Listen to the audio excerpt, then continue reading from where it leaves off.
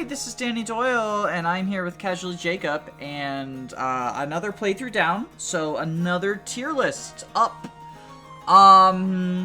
You might notice, first off, that several characters we didn't get are on here. We're just gonna not, I couldn't figure out how to adjust the tier list so they didn't show up.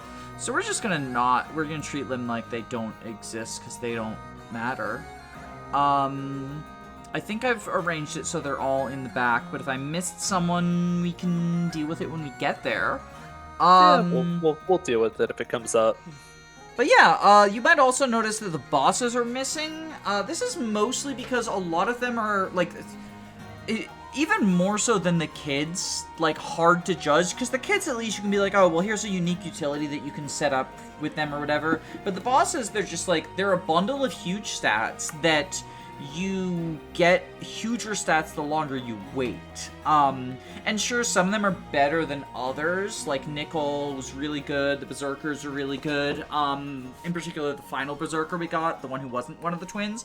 But I think that we should just tier the playable characters, and there's gonna be a huge buff to her, but I think Orochi gets credit for captured units. I think so. And I think it's because, you know, if you go within a draft context or whatever, because I've done a Revelations draft, right? Orochi is super high value early draft because you can capture with her. And I imagine that for other, like, you know, if you alter the rule set so you can't capture, but, like, it's a utility that she has, and I think she deserves credit for it. And it makes her one of the best units in the game. But, yeah, I think she deserves credit for that. With that in mind, these are just ordered based on the way that Tier Maker ordered them. As such, they're not quite recruitment order, but we'll just go down the line as they're ordered. Corrin.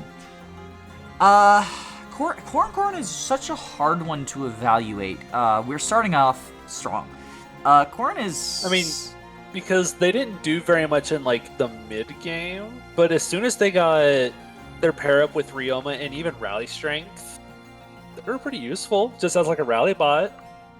Well, and also, how much do you credit Corrin for the ability... Like, I think, obviously, in a vanilla growth playthrough, Corrin can be an incredibly strong combat unit, right? But in a 0% growth playthrough, Corrin has the unique utility of being able to assign any one unit, a class line they wouldn't normally have access to. And I think that getting Soul on Ryoma was huge. So even if you ignore the Rally Strength, which we shouldn't, because you can only get Rally Strength, again, through Ryoma. Or not through Ryoma, through Corrin. I think that those utilities are enough to elevate her probably to... I want to say A tier. Because she was also fairly good at combat in the very early game. With Dragonstone. Dragonstone was really good for, like, just hitting really hard on res. Now, I've heard Dragonstone described as, like, the Jagan, and I don't fully subscribe to that theory, but I think it fits in a way. And so it was also nice for walling in the early game if we ever just needed to take less damage from, like, shurikens or something. If an enemy was going to double anyway, it's very nice. It's very nice. Yeah, I think I'll go ahead and stick her in A tier as a result of that. Would you argue her higher or lower, or do you think that's about right? I was thinking somewhere in between A and B myself. I was leaning more towards B, but I might just be undervaluing just how useful, like, her supports, not like literal supports, but support on the field was. So here's something to consider. How would we have cleared the Camilla map and Endgame Part 1 if we did not have Soul? That's what I was just thinking, honestly. Because otherwise we'd have to spend so many player phases drinking Vulneraries. Well, not only that, but I think there were some enemy phases where Soul saved us on enemy phase, like from full HP at one point. That is true. So I think that the ability, and it's flexible too. Like, if you are doing a playthrough for whatever reason you want a different class to give to someone, like Corrin is, especially since you can do male Corrin or female Corrin, Corrin is just sort of like the assign whatever class you want to at least one unit, and potentially multiple depending on like parental stuff, right? If you want to pass down something or other. Yeah, because we managed to pass rally skill on Takana too. Yes. No, not rally skill, a rally strength, and it was just another rally. Mm-hmm. That we And it was useful actually to used. have. It was useful to have. So yeah, I can see this. I like this. Azura. I think Azura is an automatic S tier. Yeah, It's dancing. always weird evaluating dancers, but she joined super early, and there's the idea of like, you know, I previously, and I no longer, but I previously believed that in all of Fates, all 3 routes, Azura was the best unit because she joins super early. She joins in chapter 1, or in the first chapter of 2 out of 3 routes, and fairly early in Conquest. But I've since come to the belief that, like, it's a delicate balance of how much do you credit the dancer and how much do you credit the person being danced. And I think that the amount of credit the dancer has gone down a little bit to the point where she's easily S tier, but I do not think that... I think there's, even besides Ryoma, I think there's the potential for some units on this list to be valued higher than her. I think some of what hurts it in Birthright is just how spammy and enemy phasey it is, where there's just nowhere to hide. So there's very little places to put your dancer except for inside of another unit. That's true. Although, I think that she was invaluable for one boss kill I can think of. No, not even that, because I was thinking the Hans one, but no, we just used a rescue staffer. We still used her a lot, even just for special dance, just to give the extra... Yeah, the AS extra to help, stats. like, double some. Or the extra hit rate to capture stuff. Yeah, that's actually... I think she definitely still deserves S tier, but... Oh yeah, definitely. Ironically, she's probably at her weakest in birth rate despite joining the earliest. Or I guess in Rev she joins earlier, technically. It's weird. But yeah, I think she's definitely S tier, but probably the very bottom of S tier. Yeah. What do you think of Silas? Ooh, very early game, he was pretty helpful with, like, the forged sword that we gave him, and as a Great Knight, he was able to take a whole bunch of hits and then counter. And then he just kind of turned into, like... Do you give him credit for giving Paladin to Ryoma? I think a little bit. I think he deserves a little bit of credit. Yeah, in the same way that, like, Corrin gets because there were credit... several times where he needed that extra move on Ryoma. Yeah, actually, that extra move on Ryoma and the ability to give a move pair up through Ryoma was huge. And who else would have provided that Cav class line except for Corrin? Yeah, Corrin could have done it, and I believe that's it. Corrin and Silas are the only Cavs in... I mean, obviously Sophie, but it doesn't count. So I guess he gets some credit for giving, because there were several like tile perfect clears we had to do where it was like, cool, we have just enough move. Yeah, I think with that in mind... So he had decent early game. He was kind of ho-hum in the mid game, just giving like pair-up bonuses and just kind of walling stuff. And then he allowed Ryoma to have extra move. With that in mind, I think he's probably better than Corrin. Because both of them gave a class utility to Ryoma who he wouldn't have otherwise. But I would say that Silas's contributions in the early game and mid game were much greater than Corrin's contributions during that time. Yeah. I think with that in mind, I might actually move Corrin down to B, like you suggested, and put Silas in A. Because the only thing I can think of is after Silas gave Cavalier to Ryoma, he kind of didn't do very much aside from just give +1 move sometimes, whereas Corrin was providing like rallies. That's true. And Berserker pair up. That's true. Of course, that's more or less splitting hairs. They both did the same thing, where they did combat in the early game and then just gave a class to Ryoma and became supporters. I think the rallies plus... I think you bring up a good point with the rallies, like the fact that I was gonna say, you know, you can't really fault someone for not doing anything after Ryoma joins, but a lot of units still did things after Ryoma joins. The rallies were irreplaceable. A lot of people could have given plus move. Yeah. I think Corrin still deserves A tier then. I think you've talked me into going against what you suggested. Yeah, it's more or less just having Corrin above Silas, because I think Corrin did a little bit more than what Silas did, despite Silas being really important to a lot of the clears that we did. I think you're right. And it's always weird when you have no units on the tier list, right? We might end up moving them down. Like, if it turns out, oh, a bunch of units are better than Corrin and Silas, then they probably belong in B tier. As it stands, I do think they are some of the better units, just because they contributed combat-wise when we had very few good units. Think of how long we fielded Silas.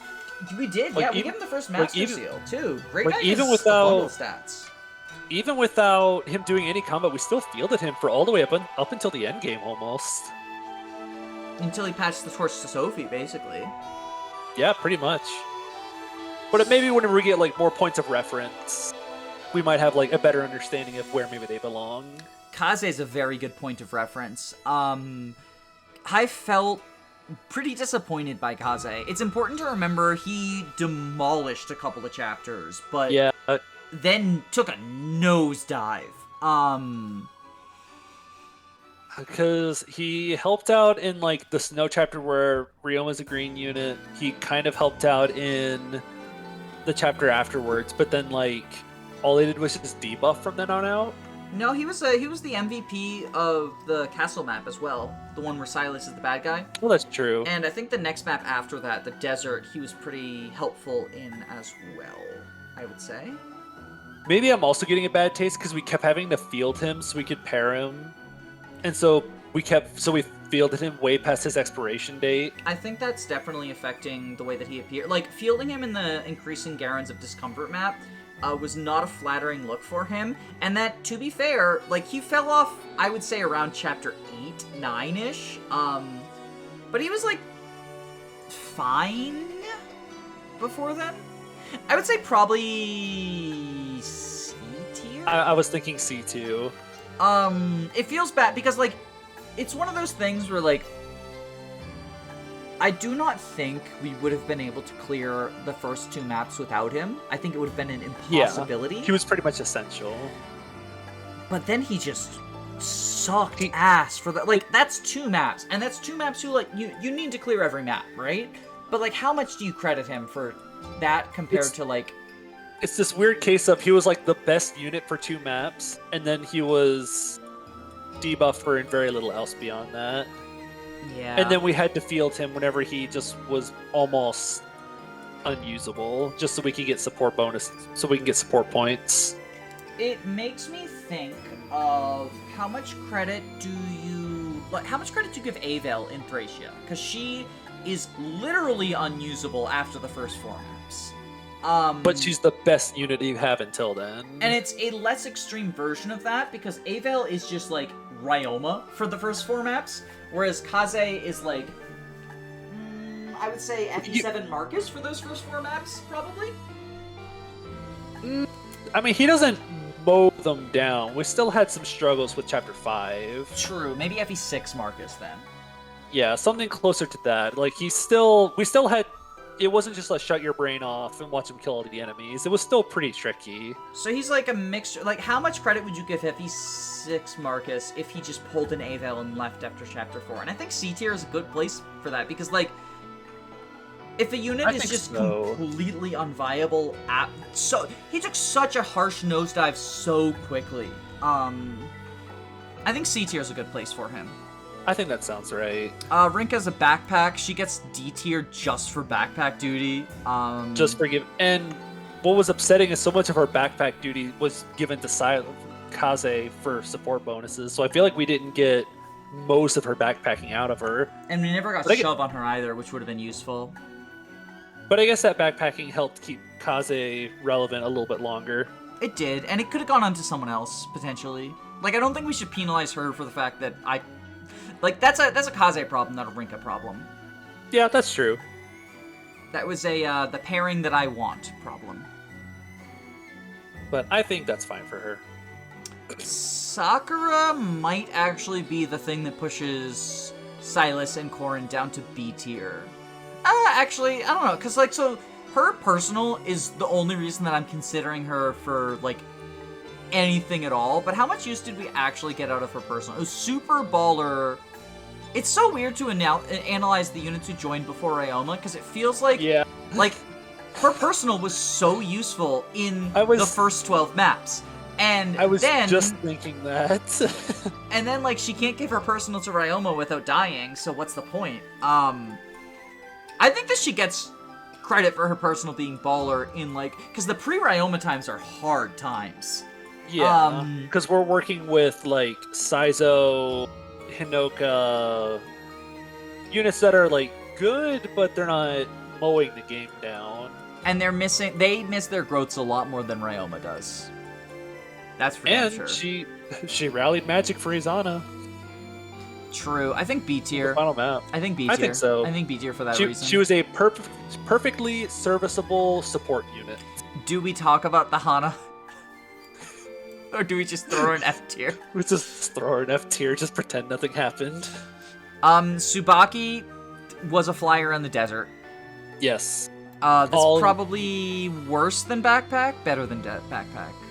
I'd say worse than Backpack. I think Rinka contributed more than Kaze, or more than Tsubaki. For some reason, we're jumping all the way to Shigure. Yeah.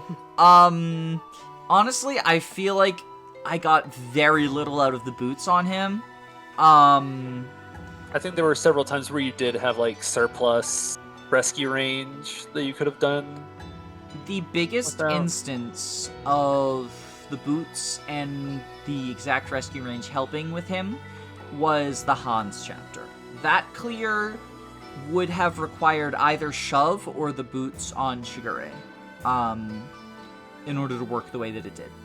So that was good for him.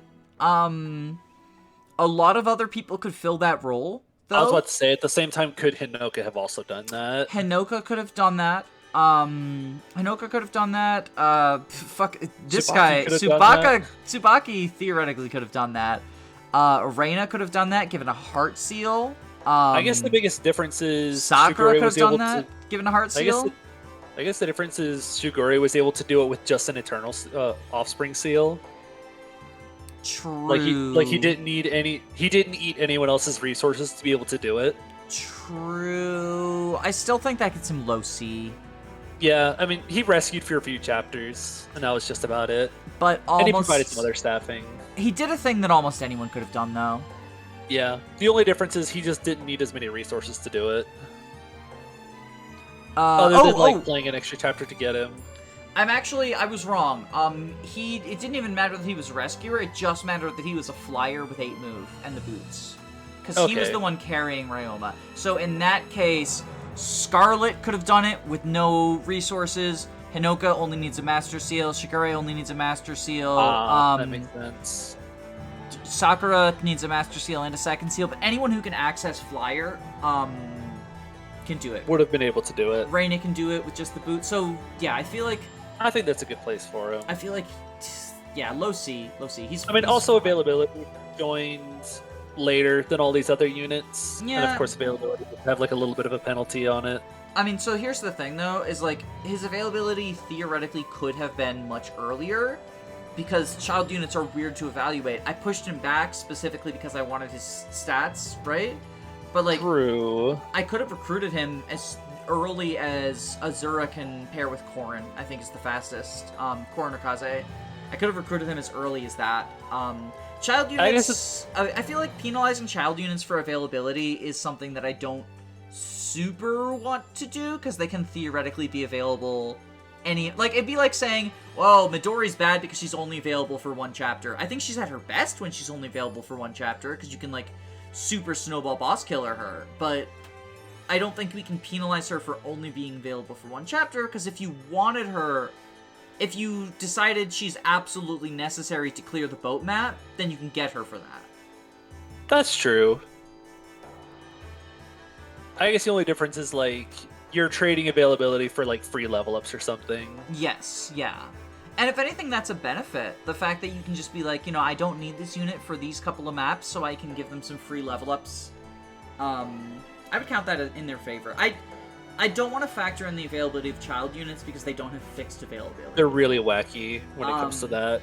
And it's not even like, because, you know, with Mozu, for example, right? If we were to say Mozu, I can't wait till we get to Mozu. her paralog becomes available at a specific time, and she does not scale. So I think that for her, we give her that availability of the earliest you could possibly recruit her. It's the same way that I would approach, like, Donal or Jean or Anna in their respective games. You know, the earliest that you could recruit them since they don't scale is their availability. But I don't think penalizing the child units for the fact that I chose to scale them is... I don't want to do that. I like that idea. All that to say, Saizo. I'm gonna... What do you want to say about Saizo? It's weird. I feel like he contributed more than Kaze, but I have more memories of Kaze doing stuff. But I feel like Saizo's just a better version of Kaze. But I guess maybe Saizo joins at a point where, like, Kaze has a monopoly on combat whenever he's relevant, whereas Saizo has like some competition with like Silas.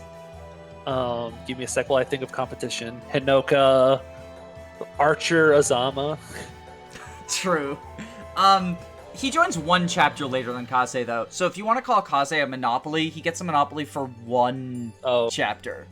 I was also thinking more of like chapter 4 or 5. Oh, the prologue for Kaze. Yeah, I guess Kaze gets some benefit, some credit for the prologue. But Saizo also as a dread contributed for quite a while, right? I think Saizo's stats are significantly better enough from Kaze. Yes, we gave him resources. Like, the dread is a resource that we did give him. But he was one of the best users of the resource. Yeah, I think that he deserves B tier. Yeah, I can't picture putting him higher than like Sakura because she even like contributed after her stats fell off, whereas Saizo just kind of became irrelevant. No lethality triggers. Sadly.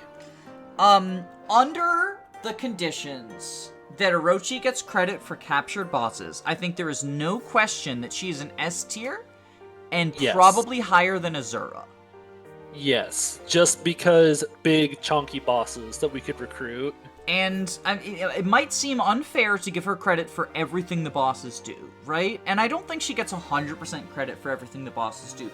But even if she only gets 25% credit for what the bosses do, which I feel like is less than she deserves, she would still be, on average, performing more actions per turn than Azura. Because Azura is enabling 1 extra action per turn. Orochi, capturing 4 bosses, is enabling 1 extra action per turn. We captured way more than 4 bosses, and we fielded way more than 4 bosses during the end game. Yeah, think about all through that mid-game arc, how many units we deployed that were just bosses, because they had higher stats than our vanilla units. One of the 3 units, I ended up instead going with Ryoma and Midori, but one of the 3 units who was contributing damage to the final boss was a boss.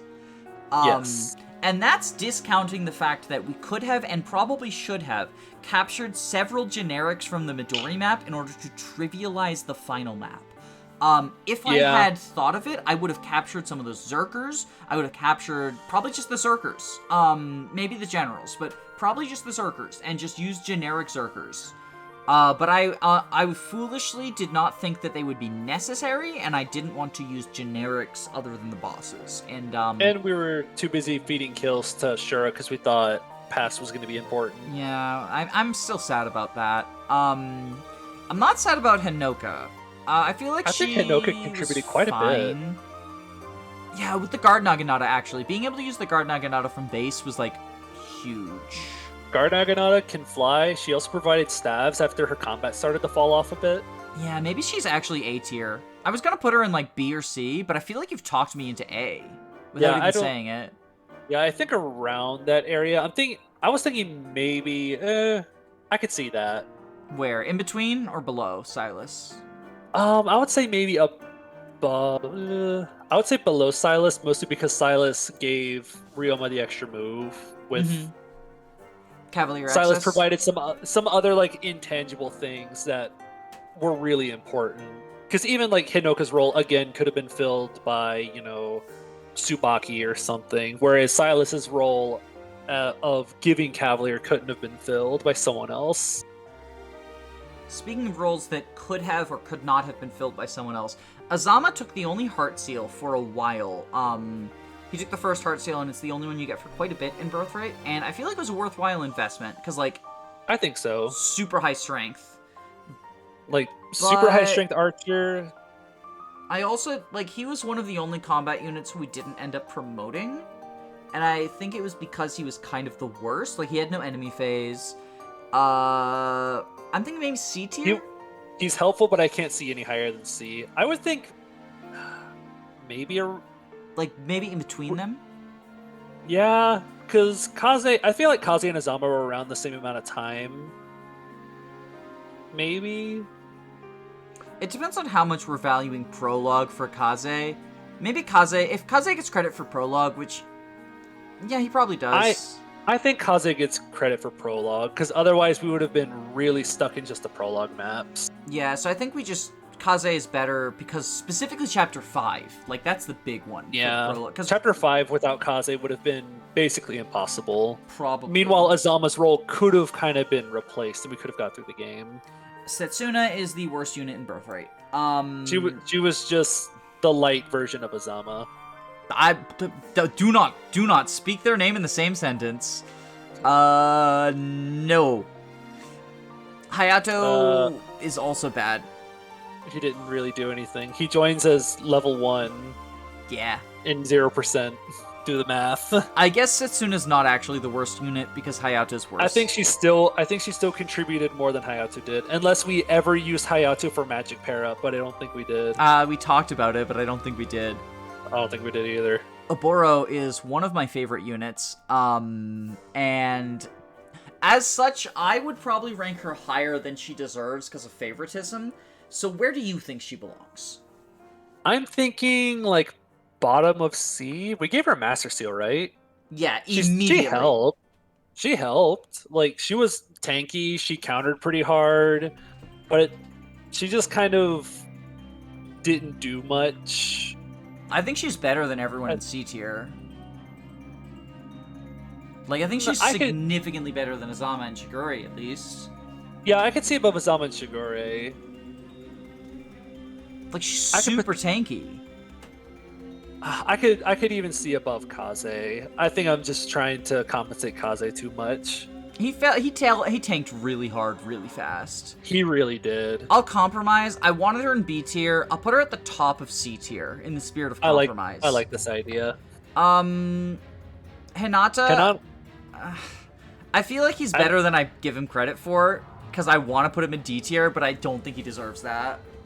I don't think he did anything really though. Like, I think he gave like speed parrot bonuses to Oboro for a while. I think we tried to get them paired for a while, but nothing happened. I wasn't trying. I just sort of like had them together and said like it'd be nice if I recall, I said like it'd be nice if they get it, but I don't think they will. But I might be wrong.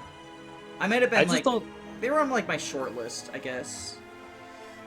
I feel like I don't remember him contributing anything, because by the time he joined, like, we had a Great Knight, Silas, I think. We had Spearmaster, Oboro. And sure, we could have given him a resource as well, but I just don't think he would have made as good of a use of that resource as they did. And we get Reina the chapter after him as well, so I think you're right. His stats, he looks so good from his stats, but he ends up just not being better than most units. I think he's a little too balanced for his own good, because Oboro had the standout defense that let her tank hits, and she had the Naginata that gives her a little bit extra defense and have higher weapon might. Yeah. Whereas Hinata was just kind of stuck providing like speed bonuses whenever he paired into someone. Would you say Takumi is A tier or S tier? I'd say A tier. I don't know if he's all the way up in S. Well, he worked all the way up into Karagi's map though. He was a player phase nuke. Like, he was what people describe Lysithea as if they don't use her as a warp bot. I mean, yeah, that is true. He did just obliterate things. Although I think he fell off at the perfect time. Like, I know we let him die in the Karagi map, but I think that's whenever he would have stopped contributing because of how enemy phase heavy the game was getting. Yeah, absolutely. So I think him dying wouldn't have changed his rating that much. but he obliterated, even as like a backup, he still obliterated things. He was so especially good. flyers. So good. Somehow in 0%, he was so strong with just a single Master Seal. It's Takumi. It's the power of Takumi. I think he's probably worse than giving rally strength and hero Berserker access. bonus and hero Berserker access. bonus. Like, that's a lot of things. Everything that I've said about Hinata, I feel like can be said to her, but she has a better weapon type. Yeah, I think she just joined at a point where, I think if we had the foresight, maybe we could have technically given her one of the Dread Scrolls, but I think we just decided against it for some reason. I wanted to save it for Gaius, and that worked out. Even with the Dread Scroll, though, I'm not sure how much that would have... I don't think she really did. Shurikens, but... I think the only thing she contributed was she used, like, the hair clip 1 or 2 times to, like, lower a certain stat, but I don't think that's very much. I think it was for a meme. Yeah, we used the blinding dart or whatever on the boat map. It was fun. It was dumb. Reyna's in a similar vein with Kaze of like being the best unit for a couple of maps, and then instead of other people joining, it's Ryoma joins afterwards. I want to put her in B tier instead of C tier though, partially because the C tier is kind of crowded at this point, but also like I felt like she was a step above people. Even more so. I would put her... I don't know if I'd put her above Sakura. Maybe I'm just valuing her support too much. But I don't see her being any lower than B. But I could see her, like, maybe somewhere in B, but I can't think of where exactly. Because I feel like I don't remember... I know Saizo did a lot, but... I feel like I remember Reyna doing more, just as like a player phase attacker before Ryoma joined to kill everything. Afterwards, she also converted for free into a escort using fly. Like That's a flying true. escort. She can just fly people over the map. And I think being able to do that without heart sealing at a time when heart seals are still semi-limited, is good. Isn't as good as the gentle flower thing that Sakura gives? Because Sakura's quiet strength kind of fell off whenever Ryoma joined, whereas Reyna increased in utility by being able to fly Ryoma over the map. And also there were some maps where Ryoma took on one side and other units took on the other. Like, remember the wolfskin map or whatever?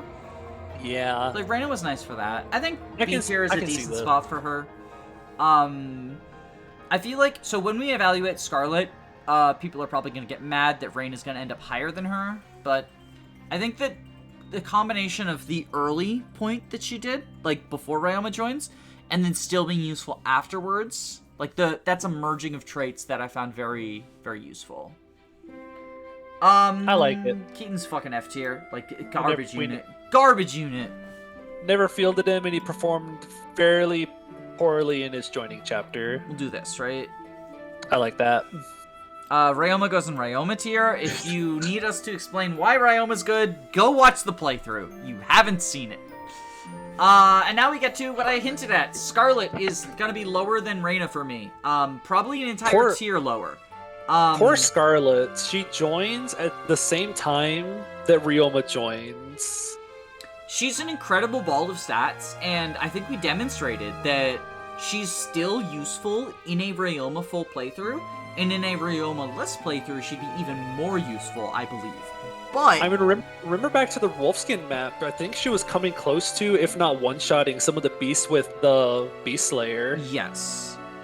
And that map gives a very good impression for her. Ryoma could have done all of that with the Fujin. Like, if we wanted to, Ryoma could have probably given that map the Camilla treatment. Yes. Very easily. I think that, so if I was willing to abuse my castle to pair Ryoma and Silas off screen, I probably could have soloed the majority of maps with Ryoma after he joined.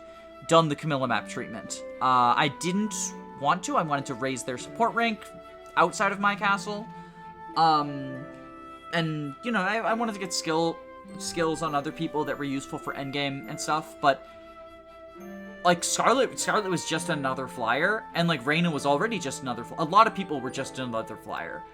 She's a good combat flyer, but like, I was thinking right there. yeah, okay, good. I was thinking right in that upper C area. Yeah. Leadership star that came super fucking late, bottom of D tier. Yeah, I mean, Like- he did exactly one thing. He gave us 5 hit in the final chapter. It's more than, like, It's more Hana than what was they nothing. did. Hana was a meme. Like, I killed people with Hana, but like, that's a meme. Yeah, it was funny. Because it was funny. Anyone in F tier did nothing. Not, and, you know, maybe he's higher than them? No. Maybe he's there. Tsubaki could fly in the early game before True. Hinoka joined, True, I guess. true, He could just transport people around the map. That's like one map. Hinoka joins in the second map after the route split. That's true. He has one But map on her. But I guess, like, what else did we do with... Yeah, hashtag just use both also. Yeah. I think we proved that this guy's useful. Hexenrod recency bias makes me want to put him in A tier. I feel like he's not an A tier unit. I feel like we still got some decent combat out of him, though. Like, well, I guess he joined after Ryoma, which I feel bad, quote-unquote, penalizing units for joining after Ryoma, but it's the unfortunate truth of, did we really need this unit, or could we have just gone Wii with Ryoma? I think for the most part, we could have just gone Wii with Ryoma. The units who did things that we... And the thing is, the units who did things that weren't Ryoma in Ryoma maps, like kill that general in order to get Ryoma up in the Yago map, were roughly interchangeable with each other. Like, we did it with Sting Shuriken him, but we could have done it with Meme Lord instead. It also sucks that... I don't fucking know. It also sucks that Meme Lord reduces your strength by 2, or reduces your attack by 2 if you stand within 2 tiles of him. Yeah, it's just worse Sakura. It's really annoying. So I could see him there. I could see him being there, but the last minute hexing rod is really leaning it in his favor. So similarly to a Boro, and it's probably just because I really like Spearmasters, but Shiro is one of my favorite units in this. He's probably my favorite kid. That said, What did we do with him? he was like decent in the Shura map, and that's about it. I think he belongs in D tier and like the bottom of it. Like, his contributions are probably less than a leadership star. I mean, did we deploy him in like the chapter versus Shura? Because Yes. I think that's the map we did Yes. after we got him. Yeah, that's what I was talking about. He's good in the Shura map, and that's it. And yeah, I don't think we deployed him even after that at that point. No, I'm sure he was we useful. didn't. I'm sure if we would have found the slots for him, he might have been. But I think we were too busy fielding bosses at that point. Yeah, that's the sad reality of the child units. Kiragi is in a similar boat, but he gets wings, and I think that makes him better than a leadership star. Like free wing access. Yeah, free flyer. He kind of just replaced Reina for the most part as a kids unite, but Reina has the chapters where Ryoma didn't exist. And also the chapters where Kiragi didn't exist. Yes. Although I guess also the other thing is, like, I just said I wasn't going to penalize him for deployment. But I feel like with this, if you recruited Kiragi as soon as Reina joined, he would have been Reina's worse than a Reina. Genji Knight, and I don't think he promotes Kiragi's even. an archer. Yeah, I don't think he even promotes then. Yeah, because you'd have to sink him a Master Seal and a whole bunch of EXP for him to be able to do what Reina did at that point. I think her doing it for free in that chapter is better than what he did. I think if we got a Suji earlier, he could have been better, and because of that, I don't... Like, if I just judged the Suji based on what he did in this playthrough, I'd put him in F tier. Yeah. But if we got him earlier, I think he belongs in D tier. Probably here, like, very bottom. I think he would have just turned into a mid-game Saizo or whatever. He would have been another, that's not a Boro. What is it? A Boro, Orochi... Kagero. Kagero, thank you. I always get those three confused for some reason. But he would have probably just been Kagero, but slightly worse. Just another knife unit. There's a lot of units in between them, but I feel like they're all fairly close in terms of like.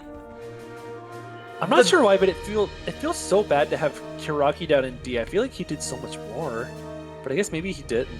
He was mostly a lot of what he did could have been filled by other units. Like it could have been filled. Like these guys are basically the same thing, right? They become an 8-move flyer at the same time, but he has staff access. He can be a flyer with staffs. That is true, and Kiragi exists.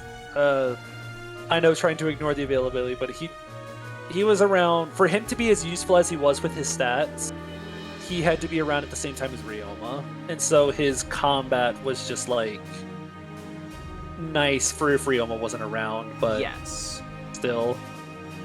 Midori is funny because I really do think that the best time to recruit her is in the end and make her into a Goto.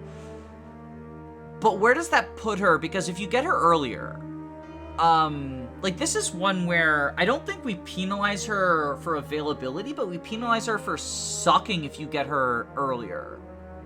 Yeah, because you have to think about what the kids is. Yeah, penalizing them for availability is one thing, but also they would have no late game if we didn't. Because if you just recruit them early, they're not gaining stats. Well, and in her case, she doesn't get Spendthrift, and that's the big one. Yeah. I mean, we didn't even use Spendthrift on the final boss. I forgot to equip it. Think of how much better it would be, though, if she dealt, like, an extra 10 damage. Yeah. Can't see anything higher than A, though. Oh, but you're thinking that high? I was aiming for C or B.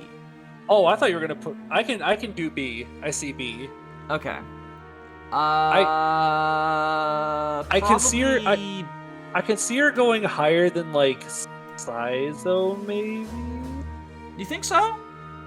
I think his early. I feel like you're really undervaluing his early game. Yeah, I think he contributed more. You're right. Like I get it. We've been doing this playthrough for over 3 months, so it's hard to think of the early game units and the early game performance, but I really do think that Saizo was better just because that's more chapters, it's more non-Ryoma chapters. You've talked me into it. I think that he's very good. He's very good. Oh yeah. And I can see Azana above because he contributed in the final chapter as well as the other stuff that he did beforehand as well. Yeah. Whereas Midori was just final chapter. He can be a Rally Magic bot too. You know, Sakura gets credit for Rally Magic, but he can too for capturing and stuff. Yeah, we actually did use him to Rally Magic for capturing at least 1 or 2 times. Yes. And, you know, he's also just generic staff good, whatever. I can see this. I like this. I'm gonna skip the maids let's do the maids for now. So, just like last time, rather than evaluate them as like, this is where Jacob belongs, this is where Felicia belongs, I think that it is more impactful to think of early servant, late servant. Yes. So, Jacob's portrait is going to represent the first servant we got. However, if you were playing as male Corrin, that would be Felicia. I think that their differences, especially in 0% growths, are much more early versus late than Jacob versus Felicia. Because while early Jacob and early Felicia do play somewhat differently, they both fulfill relatively the same role of they can eat a heart seal to become a combat unit, or they can not do that and remain a staff unit / utility unit for Corrin. And then the late servant tends to join super outclassed by other healers, but in our cases, like, we made use of some stuff. Yes. So, talking about early servant. I mean, I kind of just said it. Like, we could have heart sealed him, I guess. I think that would not... I'm not a big fan of heart sealing the early servant. I just don't think it pays off, especially in 0 growths. So he's kind of just a buff for Corrin, who is just not a combat unit that much. He just kind of showed up just to help out with the really early game, and then he just got replaced pretty quickly. Like, once we got new staffers. If Rinka gets D tier for being a backpack, Jacob probably gets D tier for being a backpack that is hyper specific to just Corrin. It's true, but I guess he also has stabs that he can use on everyone. Oh, that's true. And Genelome to make females take 2 less damage, like Reyna. Oh, that's actually huge. Because when you think about it also, if Early Servant was Felicia, it would be the other one. To make males take less. So you can choose which one you think is more important. Like, what if you care about protecting Saizo or whatever more? So I think... Plus he could also help debuff if anyone else was busy. He could just help inflict -4 magic, -4 defense or something. Yeah, I think that's valid, but that's like, how often is he doing that? Yeah, it's more or less the staffing that he did and providing the -2 damage taken. And in the early game, at -2, you take what you can get. I mean, Sakura's at B for basically that reason plus some other stuff. Yeah. Like, that's a big part of Sakura is the -2 damage. And Early Servant being able to do that to, you know, you choose. I think that you would prefer Early Felicia in that case, because she's a better backpack for Korin, and she's going to provide -2 to units like Silas, Saizo, and Kaze, which is good. But I guess ours gave it to, like, Hinoka. I feel like by then, Jacob is not getting deployed. Oh no, Hinoka joins actually fairly early. So I don't see him being down, like, next to Rinka. I could definitely see him being, like, if he's going down in D, maybe, like, near-ish. No, you've talked me into C tier, I think. You've talked me into C tier. Early Servant gets high C. I could see that. I think his stats higher than Kaze's at base? Or is he around Kaze's level? I think Kaze has higher stats. Kaze's more combat focused. But I might be wrong. I think either way, it's close enough that the staffing and the promoted skills pushes them over. Yeah, live to serve, the -2 damage on females. I think I can see this. Meanwhile, late join Servant joins just in time to get a level 15 skill of, what is it? Inspiration, which is really baller. And then since we were willing to use the DLC, also Rally Movement, I think that's really good. I think that's probably worthy of B tier. You know, I'm hesitant to value too much for the Rally Movement because anyone who joins around promoted level 50, like, don't get me wrong, joining at a high internal level or joining at a high level, right? Was very nice for her, and having a low internal. I guess the late servant does get the benefit of like the lower internal level that they would normally get. Because that's the thing is that late servant, because the servants are treated as lower level than they actually are in terms of experience, so they're the easiest one to get to level 15 skills. Because even Ryoma joins promoted level 1. So actually, in terms of Rally Movement, oh wait, no, Gale Force is the level 15, isn't it? Rally Move is the level 5. Yeah, Rally Move's level 5. So a lot of people can get Rally Move. I was thinking the level 15 skills. In that case, probably B tier, I would say. Like, filler unit joins right after Ryoma, but like decent.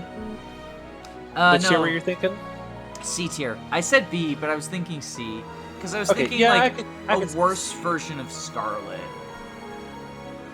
Is late join going to be higher than early join? I think they're probably around the same, honestly. I think they're around the same. They provide similar utility at different points in the game. But I think I think inspiration, like getting early inspiration, helped more than Oboro? I don't know if it helped because Oboro was around before Ryoma was. True. So just like Oboro helped. I like this idea. Okay. Sure, fucking trash tier. Fucking trash tier. He sadly didn't do anything. We worked so hard to get him pass, and it was for nothing. Very upsetting. We could have very easily just done this whole run without feeling him a single time. I'll put him at the top of F tier because I can see a world in which someone can set up a pass to, like, set up a damage stack to make pass for final part 1 worth it. but that someone was not me.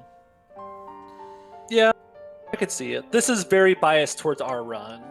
I guess we didn't preface this, but it's very biased towards how our run was. I don't think it is. Right? I don't think it is. Oh. I don't think it is. I think I try to tier them in terms of how well they performed, but also how well they could perform if I didn't make the mistakes that I made.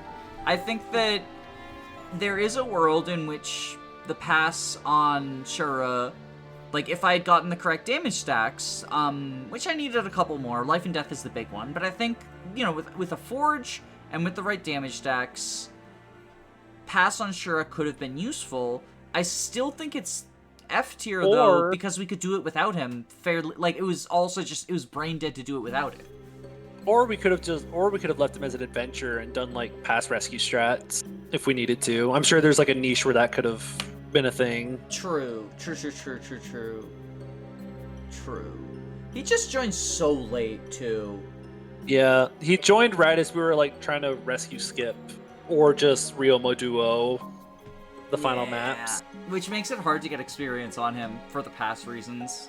So I think F tier is probably the place for him, but... Very top of it. This hurts. I but know, I you have love to Mozu. put Mozu in F tier. We didn't even recruit her, did we? She just died. I recruited her and I killed her. That's right. I just remember she just didn't contribute anything. I couldn't stand to look at her, at what she had become. I couldn't stand it. I know you love using Mozu because she's just so good, but a growth unit in 0%. Also, I know Archer access and Birthright is not as in high demand because, like, one, less player face heavy, and two, you already have a really good Archer. And you already have someone else who can give Archer to other people if you want to. Yes. So that's, you know, a lot of Mozu's utility comes from her unique, in Conquest, comes from her unique Archer class. Which is why I think she is significantly worse in Rev and Birthright. I think she's I think she's top tier in Conquest, but I think she's significantly worse in Rev and Birthright, because her niche can get filled by other people. And Ryoma exists. Kana. This is... What did we do with Kana? Like, we rallied and healed? I don't think we did very much combat with him. We rallied and healed, and he had Dragonstone stuff for tanking. That's true. But I can't really remember anything he did. I feel like, and this is just where the children are falling, but D tier, because of the idea, like you mentioned, I was resistant to penalize them for availability, but like you mentioned, yes, they don't, like, they are technically available in those chapters, but they're worse versions. I think Kana's probably the best of the kids other than Midori, because, like, he would be a worse version of Korin, but he wouldn't, he'd be a better version of Korin, basically. Like, he can fill the same, he would basically be like, what if Korin had growths for 5 chapters, you know? The kids were stuck in this weird place where I think the highest demand to have them would have been, they would have been really nice to have in the early game whenever we didn't have Ryoma, but once we got Ryoma, and once we started capturing bosses, like, we went to the kids' paralogs and got bosses. True. We mostly went to the kids' paralogs and we recruited bosses and started fielding them. Yeah, we went to the kids' paralogs, and that's why Orochi's an S tier.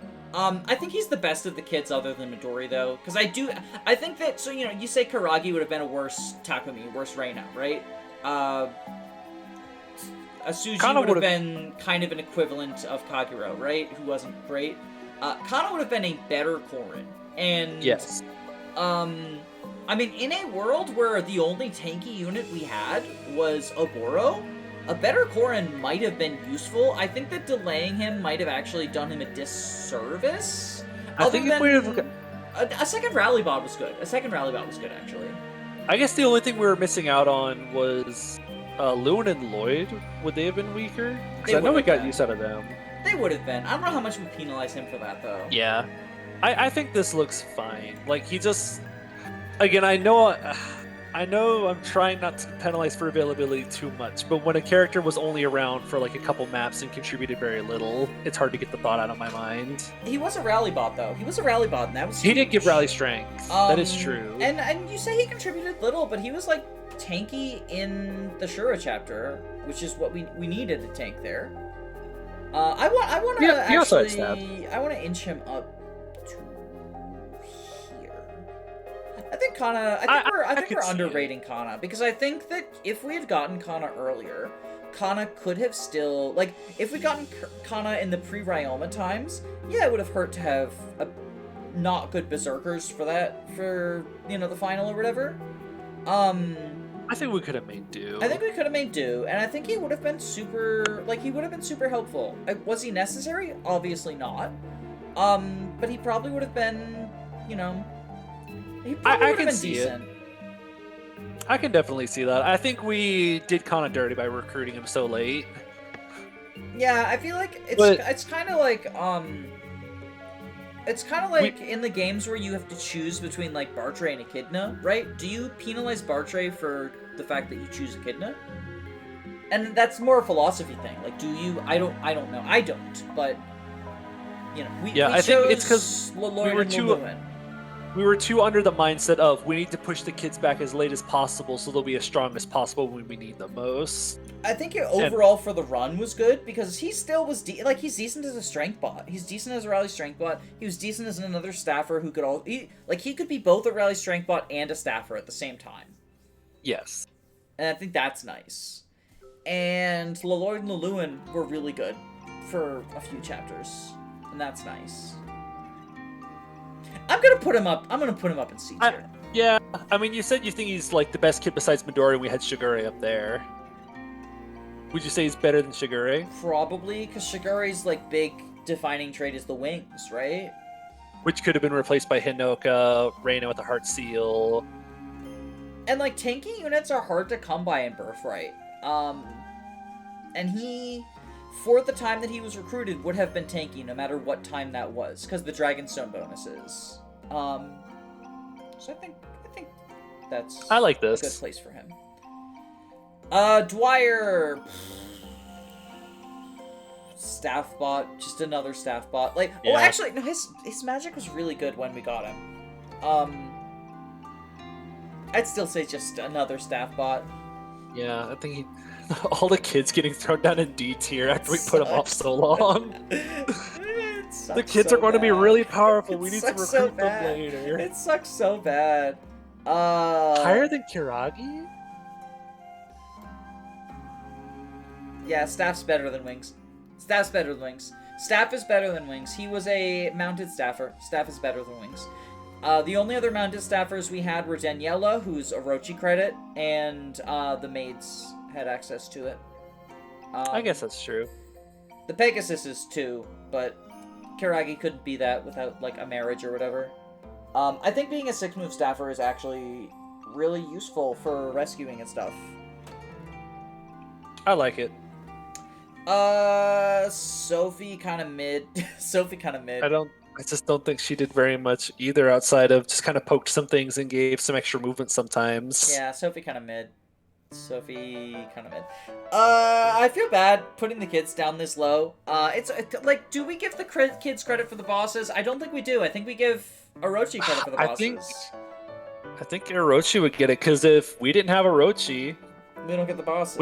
We could play the kids Parallax 5 times in a row and we wouldn't have a boss. It's like the idea of, do you give a unit credit for the inventory that they join with? If you would get the inventory. So it's the idea of like, do you give the kids credit for the inventory that they join with? Or a unit credit for the inventory that they join with? And I don't think you do, because the items, like, you can just immediately hand the item to someone else.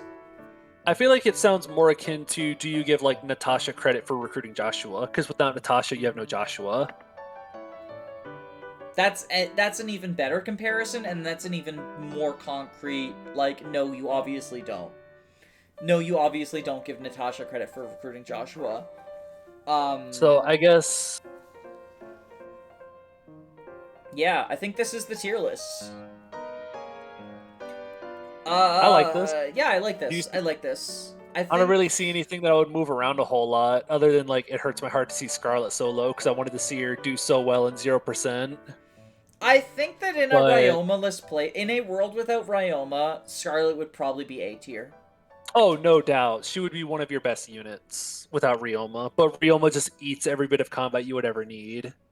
I also think that in a world without Ryoma, the kids would be higher. Like, they'd be more Oh yeah, staggered as definitely. well. You know, like, we'd be like, oh yeah, Sophie was, like, good for boss kill or whatever. I don't know. But Yeah, I think this is good how this is. I think this is good how this is. I like how it's like a stair step to like units to just more and more worse units. It sort of shows how they differentiate from each other. Because the tiers go like Ryoma, boss capturing and dancing your strong units, people who like supported Ryoma and flew him over the map / player phase nuke, like mid game help / final boss killer, and just like the rest. The graveyard. Just everyone who like contributed a little bit and then just didn't do anything else. And then D tier was just like you maybe helped out in a map or two, but you could have been replaced or you were replaced. As a unit, you are replaceable. Farewell. And then F tier was like, eh. F tier was people who might as well just not exist in the game. Which is a shame because there's an entire episode devoted to Shura. Yeah. I really feel like we could have done much better with Shura if we could have like planned it out a little bit better. I do, but I also think it was clearly unnecessary. Like, his one thing that he could have contributed was clearly unnecessary. So, Yeah. you know, pass, because he's the only one who could get pass other than generics, right? And even then, like, what generics are we capturing? Like, outlaws from the Paralog and then raise them 4 levels or whatever? Yeah. No thanks. I guess we've raised him 5 levels, so maybe not. Maybe it would have been easier to raise him. If you can be replaced by a generic, are you really a good unit? So does that mean? Well, I guess Rinka provided like backup stuff. I was gonna say for shoving stuff, but she didn't even get shoved. No, she did. No, she did. All right, well that's I like the how tier this list. looks. I'm content with this. Thank you all for tuning in. As for what my next 0% will be, I haven't decided that yet because this is still probably a month and a half away from going live. So I guess tune in and find out. I'll probably make a community post or something, or it'll be a surprise. Either way, bye-bye. Thank you for joining me, Jacob. Really, really appreciate having you on to fill the awkward dead air whenever I'm thinking too hard. Yeah, always happy to be here. From what I see and hear, people seem to like listening to us banter. Alright, well, it is super, super late, so I'm gonna go to bed. Don't forget to like, comment, subscribe, all that fun stuff. Bye!